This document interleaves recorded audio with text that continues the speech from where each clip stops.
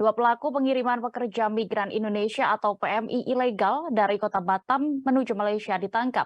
Mereka mengaku meminta uang sebesar 7 juta rupiah untuk setiap PMI yang ingin bekerja ke Malaysia. Saat itu kedua pelaku pun langsung berhasil diamankan di halte Masjid Raya Batam Center. Untuk laporan lengkapnya akan disampaikan reporter Tribun Batam. Silakan rekan Beres Luman Tobing dengan informasi Anda. Oke, baik. Selamat sore, Tribuner. Selamat sore, rekan Dea.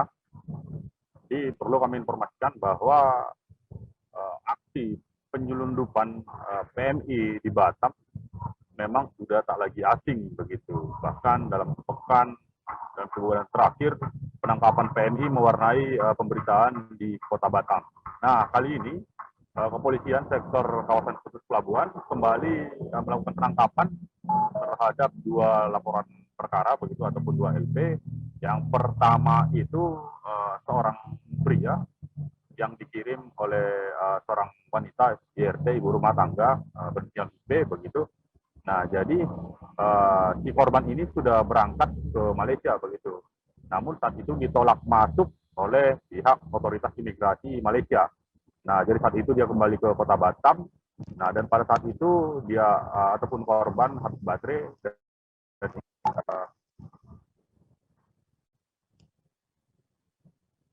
dan ingin melakukan mengecas handphone begitu. Namun atas kecurigaan polisi dilakukan pemeriksaan terhadap korban dan akhirnya ditemukan identitas korban dan dokumen korban bahwa ditolak masuk oleh otoritas Malaysia. Hingga akhirnya si pengirim begitu, si pelaku yang mengirim korban pun dipancing untuk menjemput korban dan akhirnya berhasil diamankan. Nah, sementara untuk TKP kedua itu bermula itu ada 4 orang PMI yang dicurigai begitu masuk ke dalam pelabuhan dan akhirnya dilakukan pemeriksaan dokumen hingga akhirnya ditemukan bahwa korban merupakan calon PMI yang akan dikirim secara ilegal ke Malaysia dan akhirnya pihak kepolisian mengamankan korban dan juga pelaku. Nah, jadi modusnya itu para korban ini diiming-imingi pekerjaan yang cukup bagus di Malaysia, ada yang jadi ibu rumah tangga, ada yang jadi pekerja kebun. Nah, dengan imbalan gaji yang cukup menggiurkan begitu. Hal ini pula yang menjadi daya tarik bagi PMI dari berbagai negara. Nah, untuk PMI lima PMI yang diamankan ini dominan mereka dari luar Batam, ada yang dari NTB begitu, Jawa dan lain sebagainya.